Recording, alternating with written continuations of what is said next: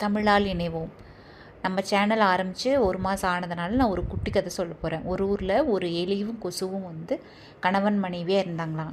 கொசு அழகாக தலை சீவி கொண்டை போட்டு முடிஞ்சங்காட்டி எலி அதை பார்த்து எடுத்து முத்தம் கொடுத்துதான். அதனால் மூக்குக்குள்ளே போயிட்டு கொசு செத்துருச்சான். அதுக்கப்புறம் எலி கட்டமுட்டி வச்சு அடுக்கி அதை கொண்டு போய் ஆற்றுல கரைச்சிருச்சான். அதனால் ஆறே கலங்கிடுச்சான்.